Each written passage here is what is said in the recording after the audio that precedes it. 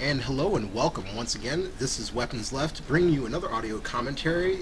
This time I am the privileged to be teamed up with the Splitting Image. We will be talking today over the World Cyber Games Korean 2009 qualifiers. And we have for you today Light and Upmagic. Image, if you don't mind, give us a little bit of background on these players. Let us know what we're about to be buckled into. Well, one thing we're about to be buckled into is a really long and epic Terran versus Terran match from all reports, but sort of more about the players and things a bit more relevant than that. We're going to be watching a couple of very evenly matched Terran versus Terran players duking it out. Both of these players hover at about 50% in their TvT records, and both of them have sort of opposite reputations for the style of play that they bring to the table. I'm just going to do a little countdown along with this for sync, just to make sure we're on time together. 3, 2, 1, 0. How are we on that? I am now right with you. Brilliant. Alright, let's see, we have Light in blue and Upmagic in orange, and that's just changed dramatically, I think. So in yellow here at the top left is Light, and that would leave Upmagic in red at the bottom right.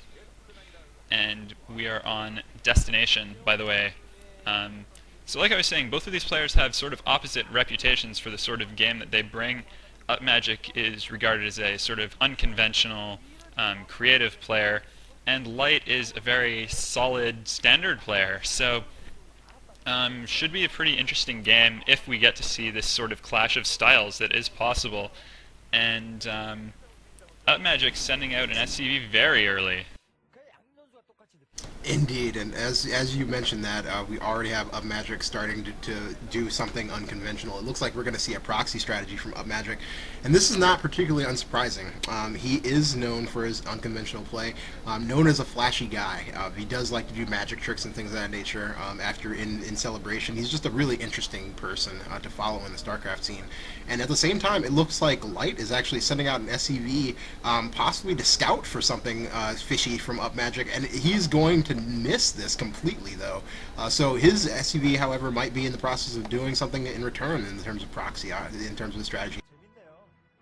We'll have to see what Light does with his SCV. Upmagic is setting up that proxy barracks over by that 2 o'clock position. I don't think he's going to use it to commit to a very wild rush, and a forward barracks from Light as well. So this has the opportunity to either be a really, really interesting early game as both players apply some marine pressure, or both of these players are just going to lift their barracks off and scout a little bit early, and all of this excitement will kind of come to nothing. We'll see. Indeed, it remains to be seen what they're actually going to do with these, and it looks like the gas already being extracted for Upmagic. I would think that you're probably right, and with the first guess, that they're going to be scouting with these, at least in the case of Light. I don't see him producing lots of Marines and trying to end this game early. That just is completely atypical of the type of game that he likes to play, and particularly against Upmagic, who I'm assuming that he would feel confident in terms of a long game, or a standard game. I just don't see him going for an all-in style rush at all. So more than likely just going to produce a Marine and then lift off and kind of use it for some scouting purposes.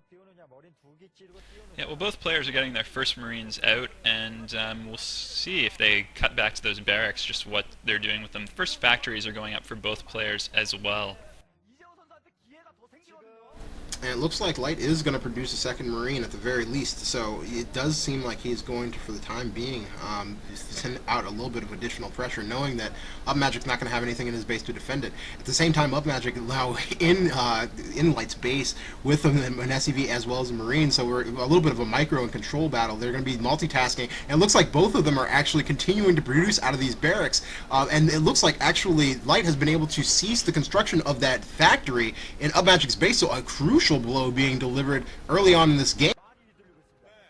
Yeah, and another interesting thing to note as this pressure continues from both players is Upmagic actually moved his barracks. He floated it from that candidate third base into Light's natural, but now Upmagic has stopped producing there momentarily.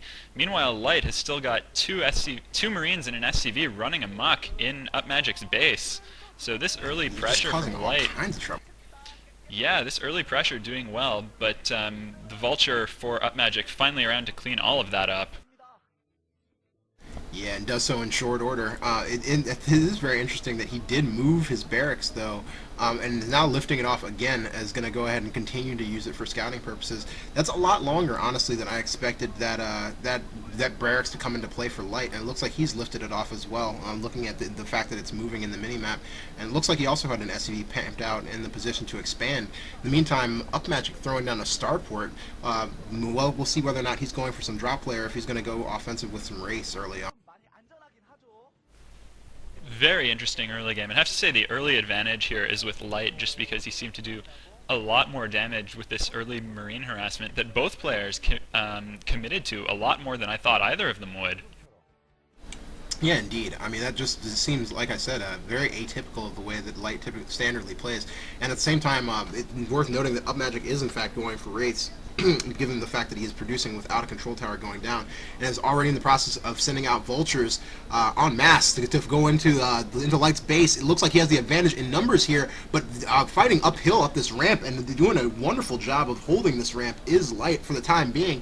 And it looks like he is not going to be able to penetrate. Upmagic is going to be able to be stopped here, short of doing any real damage or harassment economically.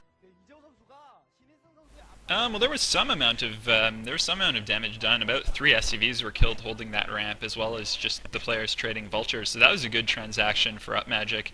It's going to get him back into things, and he's delayed the construction of that command center again, as well as having the Wraith in to do some more harassment. So this is really very aggressive play in the early game. Indeed, and he's still producing race, so it looks like he does intend to commit somewhat to this type of harassment. And without an armory down, it's going to be very difficult for Light to defend against this for quite some time. And if he can get additional race in, this could be very damaging, or at least a very solid delay in the timing for Light in getting out the types of forces that he's going to need to contend against this. There is that second Wraith now arriving, and that armory is going to be getting up pretty soon, but the armory takes a surprisingly long time to build, and yeah, it'll be interesting to see how much damage Upmagic's going to be able to do in the meantime, but Light is just marching a tank and vulture right into Upmagic's base while all of this is going on. Yeah, and managed to take out the SCV that was constructing a command center that Upmagic intended to expand with. At the same time, he does lose that tank, so now Light in a little bit of a compromised position, still taking fire from those two wraiths. They've managed to take out quite a few SCVs, but at the same time, that army is finally completed, so you can expect to see Goliath sometime in the very near future. So again, both of these players being forced to display a lot of their multitasking skills early on in this game, just from the very beginning. Having to both hold off the harassment in their own base as well as control their offensive units as they try and capitalize on the lack of attention that one of the players might be paying to what's going on in their. Yeah, and some clever play by Upmagic. With these raids, he's forced Light to go for Goliaths, and so Goliath Vulture army for Light for the moment is going to fare pretty ill against the tank-heavy army that Upmagic is producing. These mines, however, are going to contain Upmagic for a little bit.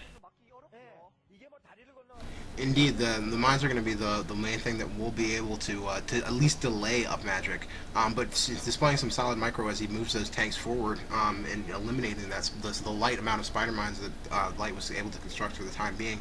So you're absolutely right. Upmagic is doing a very good job of basically controlling the direction of Light's tech, and if he can continue to do that, it will certainly pay off for him in the later stages of the game. Once he gets his expansion up and running, and starts to make a push across the map when he has a superior force of units, basically. And when it's relatively a light counter. In the sense that the tank count isn't always going to be the most important thing in a Terran versus Terran matchup, but it's certainly going to it's certainly going to take Light a longer time to get his tank count up, and that's certainly going to be crucial. Yeah, and I'm just trying to sort of evaluate who came out ahead between the early and sort of early mid-game harass there. I think Upmagic has now managed to seize himself a bit of a lead here, although he is being a bit clumsy with his minesweeping, and that is not something that he wants to do. Indeed, I mean, we were just talking about the fact that his tank count was going to be so important, and without making full use of all of his units, this is going to certainly be a detrimental thing. But wow, in the meantime, Light pushing in with the forces that he does have, and it looks like he is going to be able to affect some damage with this push, moving his Goliaths as well as his Vultures in. SCV is being pulled off the line from mining. It looks like Upmagic's forces are returning, and they are going to be able to get rid of this force, but not after a decent amount of damage has been done to that natural expansion of Upmagic.